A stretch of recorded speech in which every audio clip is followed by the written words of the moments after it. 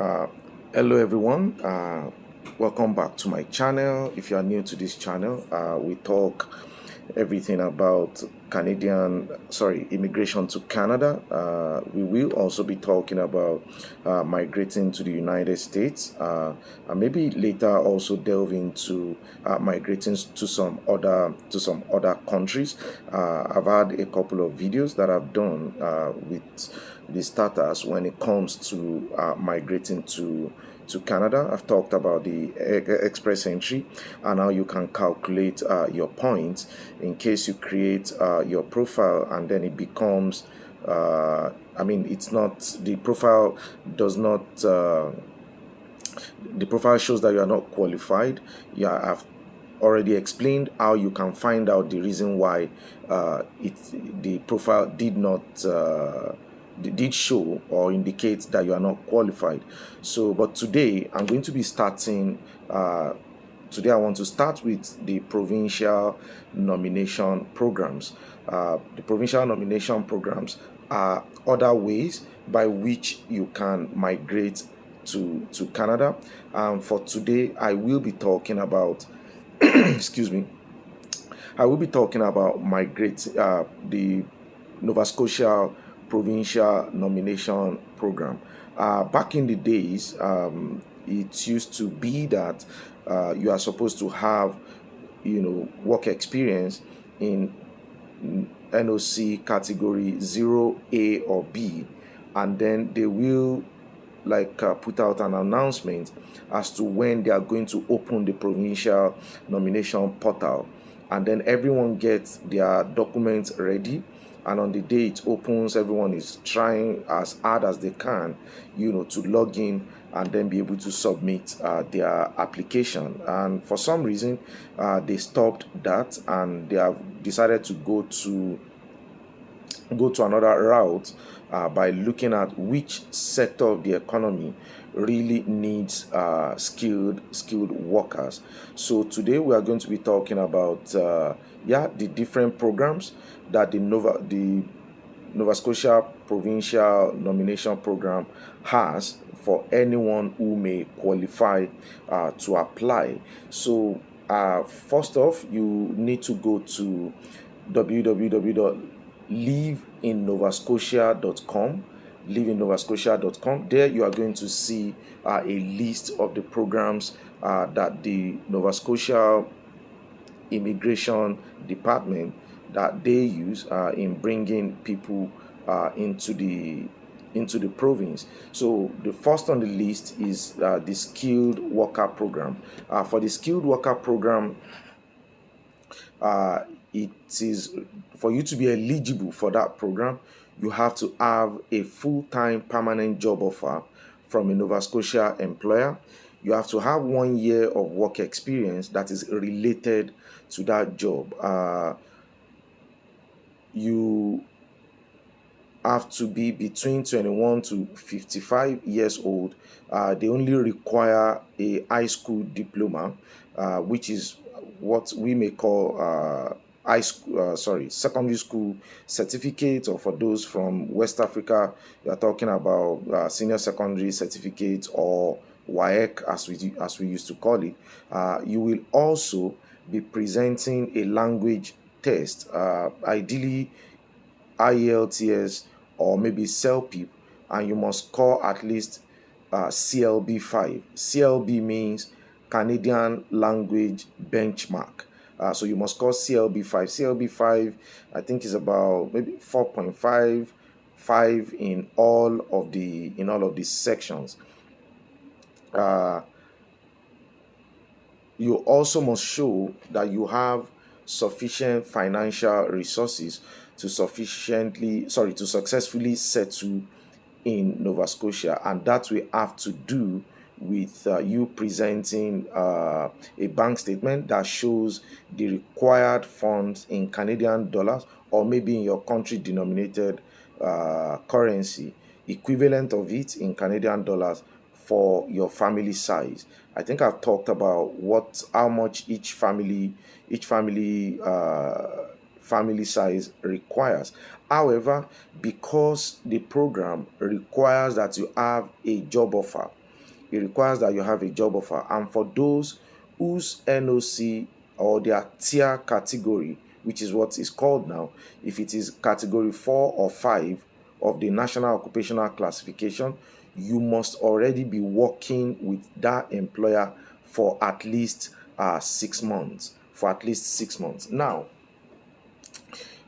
how possible is it for us to get a job offer from a Canadian employer for those who are living outside Canada? I'm going to be doing a video separately on that, which I will upload, which I'm going to upload later. But for now, the way by which you can leverage this immigration program is by you coming in as a student first. Now, when you are done with your program, a lot of those programs were they have been made to work together with employers. They collaborate with employers rather in such a way that when you are done, you are mostly going to get a job. And as soon as you get that job, when you work 1 year, then you will be able to apply for the provincial nomination. Now, the beauty with having that 1 year experience first, or already being with an employer before you apply, is that you are not going to be needing proof of funds anymore. If you already have a job with a Canadian employer, you don't need proof of funds anymore, both at the provincial level and at the federal level after you have gotten your provincial nomination. Now, before now, what was happening, we had some professional schools that were giving admissions to people. They will come in. For example, we're talking about programs in what we call CCA, which is continuing care assistant, and recently early child education has also been added to that list. So if you do that program, and when you complete the program, most often you will get absorbed by an employer. So what the provincial government was doing at that time was first to give you a letter of support. Immediately you finish, you get a job offer, you get a letter of support that you will use to apply for work permit first. So when you get that work permit, the work permit will allow you to be working while you then apply for the provincial nomination. So as soon as you apply for the provincial nomination, when they grant you the nomination, I think for most people it's just taking probably 1 month.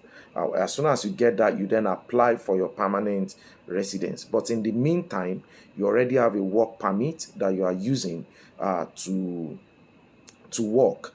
So for the continuing care assistant, early child education, what the provincial government was doing was that they made it to be free. So those who study that program, they were not paying tuition. That is, if you are already, for those who are citizens and for those who are permanent residents, but for those who are international students, there's a particular college. It's called Oxford College. That Oxford College, for a period, they were getting more students from Nigeria. And when those students come in, the tuition is usually $20,000. But when they come in, they will usually ask them to pay half of that tuition first. No, when they first started, when they're about giving you admission, they do an interview for you. If you pass that interview, they give you scholarship immediately. So I know someone, who was in my church. That's how he came in, and he didn't pay anything, finished the program, got a job, has applied for provincial nomination, and right now has applied for PR. So that was happening, and they were getting a lot of students from Nigeria. But then at a point, they were asking that an international students that will come in have to pay $10,000 first out of the 20,000, which will then which when they come in, the very first week, they give them back the money. However, it was an arrangement, I think, with the provincial government. But then you know how Nigerians can be. Somebody just went out there and started blowing the, you know, was just sounding out the information everywhere, and the school got to know, and that's how they cancelled that scholarship as it is. So now anyone going to that Oxford College would have to pay. But then there are other colleges, and that also, I guess they had to do that because other colleges were not given that they were not given that leverage by the government, you know, to be able to bring in students and not charge them, because I do believe that it was the government that was paying that school. So other colleges uh, had their own tuition was cheaper than that of the Oxford College. So which is where a lot of people are going now. So you have schools like CBBC, and you have schools like Eastern College. CBBC is about $12,600. Eastern College is around $14,000. But there's another school that I'm going to be talking about today, and that school is called Medavi Health Ed. Medavi Health Ed. I will put the link in the description. Medavi Ed Health, it's a private college that specializes, in paramedic programs. In paramedic programs, their tuition is about, I think it's about 20 something thousand. However, they are allowing international students to apply for a scholarship of 11,500. So at the end of the day, what you may be paying in tuition may not be more than about 10,000. But one thing with all of these schools is that they already have agents that they are using. They already have agents that they are using, so you cannot apply to them directly. So a friend of mine is one of their agents. So if it's something that you are interested in, you can reach out to me. I can connect you with my friend, and then you see how that can work for you. Please note also that all of these schools, they conduct, like for this Medavi Health Ed, they conduct interview. They will conduct interview for you. They will also want to see proof. They want to see proof that you have sufficient funds to be able to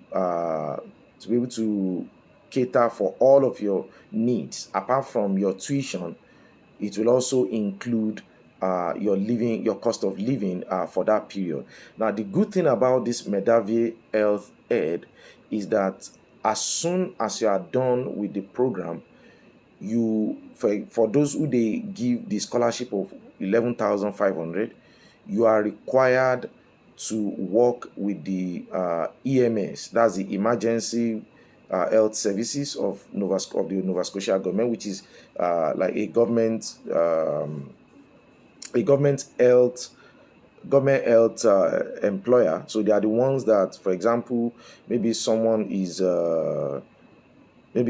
having one medical issue or the other in the house. When you hear things like call an ambulance, they are the ones, that are in charge. So you are going to work with that organization for 2 years. Now, the beauty is that since the skilled worker program of the province requires that you have 1 year experience, and these ones are guaranteeing you 2 years work experience. 2 years job offer, as it is, that you have to work with them for 2 years. Then you can, when you finish the program and you start working with them after 1 year, you just put in for your provincial nomination. So for the Nova Scotia nomination program right now, most of the way by which you can leverage it is through getting a job.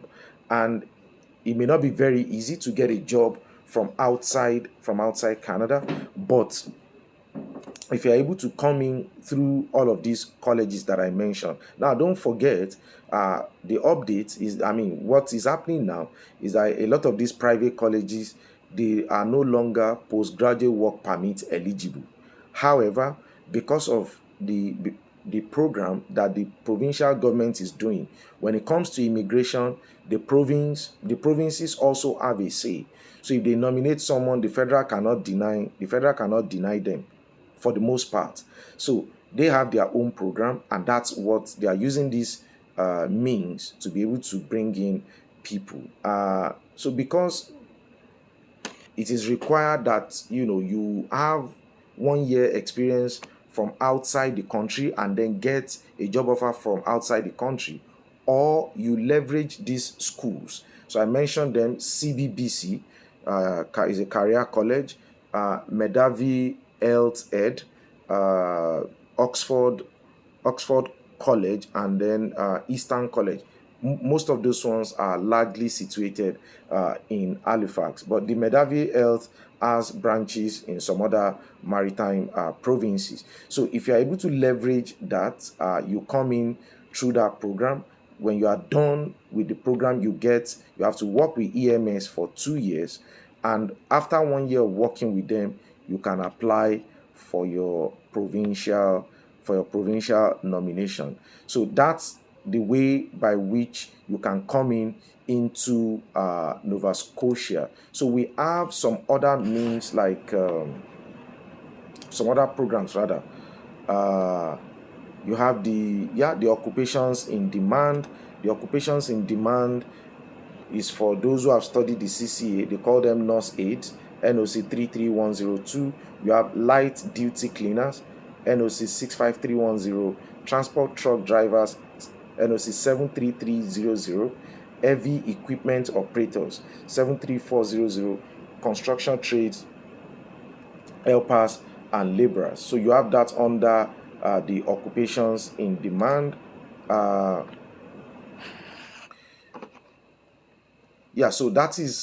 those are the ways that I see will be easier for anyone to leverage the Nova Scotia provincial nomination program. Every other way, trying to get a job from outside might not be very, very straightforward. But then the Bible says, with God nothing shall be impossible. We've had cases of people who were able to get a job from outside Canada, and I'm going to be doing a video on that very soon. So if you have any questions, you can drop them in the comment section. I'll try and do my best to answer them. Thank you.